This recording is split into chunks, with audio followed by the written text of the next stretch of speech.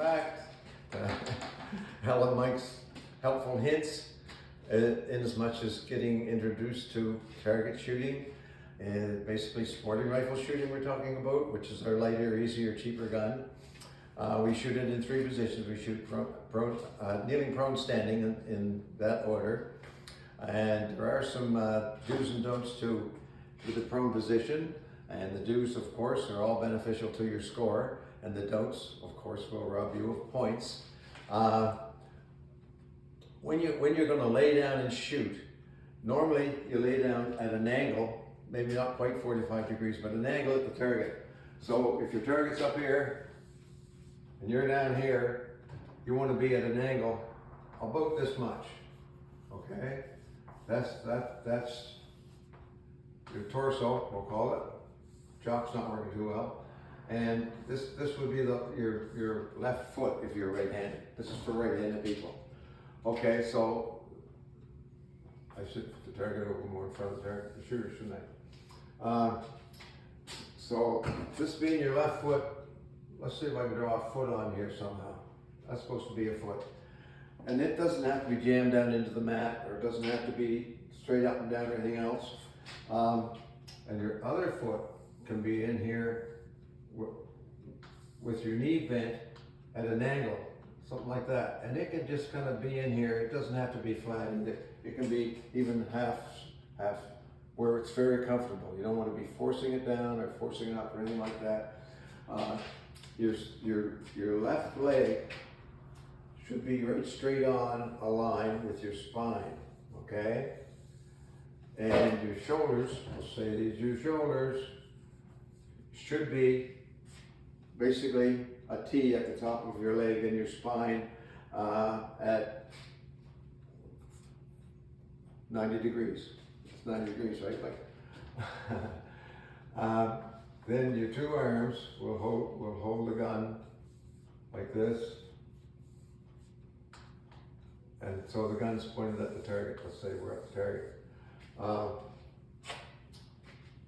The big thing about your arms in the prone position, and I'm going to sit down and show you in a minute, is you want your arms basically in this position. You don't want your left arm, I'm right-handed, so you don't want your left arm right in under the gun, because then it doesn't support it moving in that direction.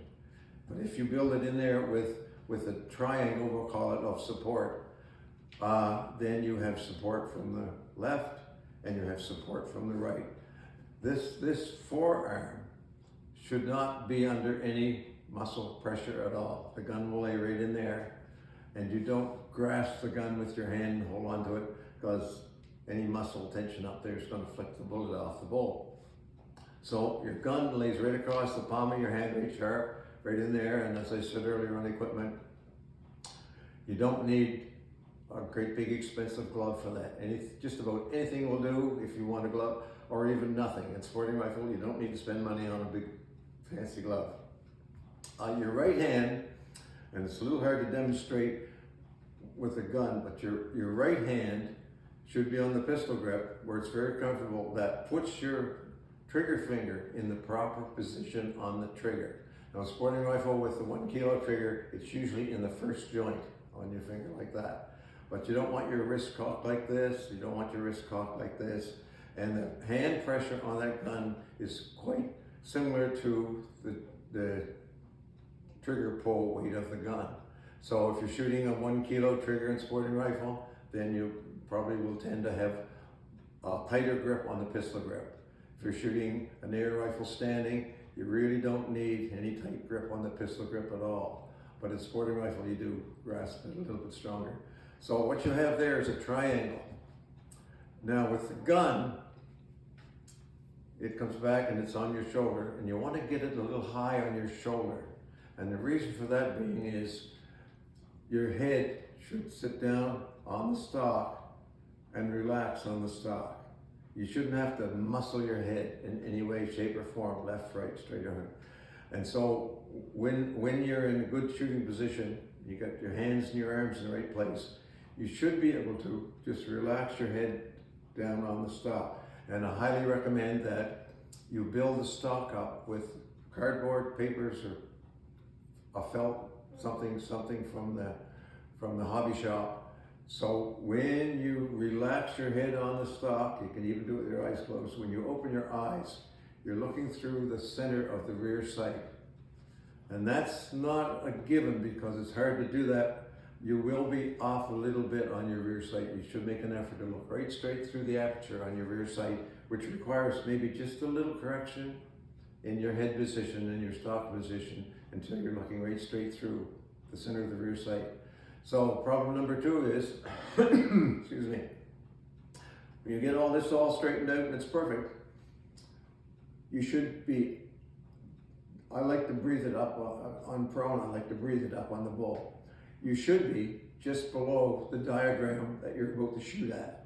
And obviously, that doesn't come a lot easy. It requires reorienting your position just about every time you shoot, because you get out of position to load the gun, etc., etc., etc. So you have to reorient every time you go back on score. So ultimately, when you're oriented, you would be a little bit below the bull. And with your breathing, you can just breathe it, and what it'll do is breathe it up on the bull. And when you get it nicely up on the bull, other things should be ready for you to fire that shot, which we'll talk about later. So let's assume you've got all this pretty much perfect, and you're not on the bull. You can raise or lower the gun by sliding your hand out just a little bit on the left hand. Mind you, this is going to be relaxed. Or if you're going to move left or right, you might want to move your hips just a little bit on the shooting mat, a little bit left or right. And to repeat myself, you have to do that orientation every time you shoot a sporting rifle target, because you're not shooting at the same diagram all the time. You're shooting and they're spaced out. So you have to reorient. You're shooting at number 1, you have to orient for number 1. But when you get to number 2, you might want to jiggle over just a little bit so you're in number 2. You do that all the way through. Same thing with the elevation. You might want to slide your hand out just a little bit to give you a better natural position on the lower bulls. Okay? So it requires orientation all the time. And that does take some patience and it does take some practice. Generally speaking, once you get used to doing it, you lay down and you do your checks, which is another lesson. If you're oriented on the bull, then you proceed to fire the shot. So the orientation in prone is very important. It's important that you relax his left arm. One of the things I do before I get really serious about looking at through the sights is make sure my left arm is nice and relaxed. I want the gun high in the shoulder, repeat myself. So when you rest your head on the stock, you're looking through the center of the rear sight. If the gun is low on your shoulder, then you've got to dive with your head to get to the sight, and we really don't recommend that. Regarding the diagram on the board behind me, your leg should be straight, your spine should be straight, your shoulders should be square, and your head should be looking straight down the center. And you don't want to be having to cock it left, right. And I have a terrible time with some of the shooters that have stocks that are made for prone. They don't suit them very well for standing and kneeling. You can't rest your head on it. So they just muscle their neck muscles. And so when you look at them, the first thing you think about is, can you relax your shoulders? And they go, oh yeah, I can relax my shoulders. Well, that's the way they should be. They should be relaxed. Let me see, in prone, throw in a few other little things.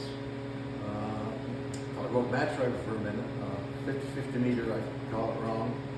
In 50-meter rifle, there's 2 or 3 things that I find people are always confused about. If it's, I've had them say to me, if it's loose on their shoulder, or we just tighten the sling. No, that's wrong. The sling in 50-meter rifle is set to give you the degrees that you want and the angle of your left arm. And there is a restriction as to how low you can sink that down. So the sling gives you the angle that you want. You preset the sling, and through a little bit of practice, you put the sling where you want it. Now, if it's loose on your shoulder, you don't change the sling, you change the hand stop. You slide the hand stop ahead if it's loose on your shoulder, or if it's way too tight in your shoulder, because I've seen a lot of people with their shoulders shoved back here. And like I was saying, sporting rifle, you want to get that T going on your shoulder. So to get your shoulder in the proper position, where you have that T, your body and your shoulders, you slide the hand stop back and forth. And that gives you the proper weight on the shoulder. The only trouble is, you have to consider your position of your right hand on the stock. This is all international free rifle stuff, 50-meter gun. It's no good to have it the proper weight on your shoulder if this hand is cramped, or this hand has to be compromised. The position of it should be straight in the wrist, should be on the pistol grip, and should give you the proper position for your finger on the trigger. Now, what you can do is get in good position and get somebody with a video camera or a coach to coach you and check, because it's kind of hard. You can go by feel, you can go by looks. It's kind of hard when somebody beside you can do it so easily just by looking and say, your wrist is forced back too far. It's because the stock's too short. Now the correction for that is to put spacers in the stock. What's that going to do? That's going to make the stock longer. What's that going to do? It means that now your adjustment on your sling stop is out of adjustment. So you get it set up to where you're happy. Get your hand to where it's happy. Self-assess it. Get somebody to help you with it. And if you need a spacer in the butt plate, or the butt plate being lengthened, like in 50-meter rifle, they're usually adjustable butt plate. You make the butt plate longer. And if you had the proper weight on your shoulder, then you slide the hand stop that equal amount. So your angle is still right, the pressure on your shoulder is correct now, and your hand's in the right position. So your hand position is governed by the spacers in the butt. The angle of your arm is governed by your sling, and the other adjustment is to slide the hand stop in and out to give you the weight you want on your shoulder. Okay, so people confuse those things. They do the wrong correction for the wrong thing. That's 50-meter rifle stuff. That's not sporting rifle stuff. In sporting rifle, you're not allowed to change the length of the stock between kneeling, prone, and standing. So you ended up compromising some in each position, because you can't really adjust it to the proper position because you're not allowed to change it. Most people cater to the standing position as far as stock length goes, which is to say they don't have their stocks in the perfectest spot, prone, for shooting prone. But they would rather compromise a little bit in prone because it's a stable position, and add that little bit of benefit to their standing position by having it a more suitable length in standing. And the only in 50-meter rifle now you can adjust all that, but in sporting rifle you can't. So you compromise the prone setting for the kneeling setting, for the standing setting. You compromise for mostly cater to the standing position. Mike's helpful, we hope, video on prone shooting again. To repeat myself a little bit on top of what we've already said. What your preferred angle at the target, which is about the same as that mat right now. Want to get your gear up as your shot sequence, part of your shot sequence. You want to get your scope in this position, fairly close. Want to get your ammunition where it's fairly close. And when you get the command and you're good to go, you lay down. Get your gun out here where you handle it. Get your ammunition where you can get easily at it. Get your scope adjusted so when you shoot, you have to do minimal head effort to look and see where your shot went. Okay, when you get the shot command to go, you get in your prone position, line her up where some good yet. Get your elbows under where you want them. Get oriented on the target. Look through the center of your sight. Equal weight on the elbows. Relaxed on this hand. Fingers do nothing. And breathe it up onto the target. free of your eye.